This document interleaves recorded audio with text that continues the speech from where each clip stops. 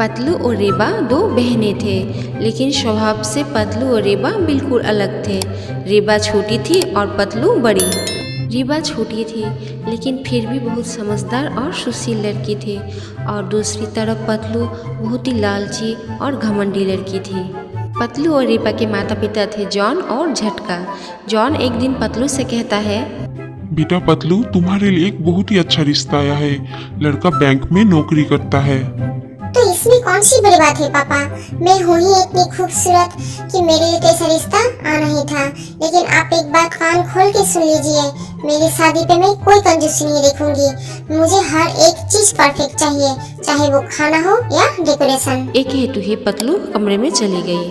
फिर जॉन ने पतलू की इच्छा को ध्यान में रखते हुए सारा आयोजन किया और पतलू की शादी अच्छे से हो गई। लेकिन जॉन के ऊपर बहुत कर्ज आ जाता है। फिर कुछ दिन बाद रेबा के लिए शिवा का रिश्ता आता है तो जॉन मना कर देता है, क्योंकि शिवा सिर्फ एक दुकानदार था। फिर रेबा मने मन सोचती है कि पापा तो पहले ही बहुत कर्ज ले चुके हैं, और अगर मेरे शादी के लिए भी पापा को कर्ज लेना पड़ा तो बहुत मुसीबत हो जाएगी। इसलिए रेबा अपने पापा को समझाती है और शिवा से शादी देने के लिए मना लेती है। फिर बहुत साधारण तरीके से शिवा और रेबा की शादी हो जाती है। शिवा और रेबा गरीब होने के वजह से मोटू पतलू शिवा और रेबा को हमेशा नीचा दिखाते हैं। एक दिन शिवा और रेबा दुकान में रहते हैं और उसी वक्त एक बड़ी सी गाड़ी आके दुकान के सामने रुकती है। गाड़ी से निकल के पतलू सामने आती है और दुकान जाती है। हमने नई गाड़ी ली है, इसलिए तुम दोनों का मुंह मीठा करा नहीं हो। लो खा लो। एक हेतु ही पतलू चली जाती है।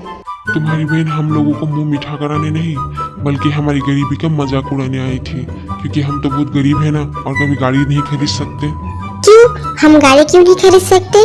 देखना, आप एक दिन एक तो क्या 10 गाड़ी के मालिक बनोगे, क्योंकि मुझे आप पर पूरा भरोसा है और आपकी मेहनत पर। हाँ रेबा, गाड़ी तो मुझे भी लेनी है, लेकिन अपने लिए नहीं, तुम्हारे लिए, ताकि मैं भी तुम्हें पतलू की जैसे हर सुख दे सकूं। फिर शिवा अपनी दुकान को बेचकर शहर में एक बड़ा सा दुकान लेता है, और ऐसे ही धीरे धीरे वो शहर में बहुत सारी अपनी दुकान बना लेता है। और आज सच में शिवा और रेबा के पास 10 गाड़ियाँ थी।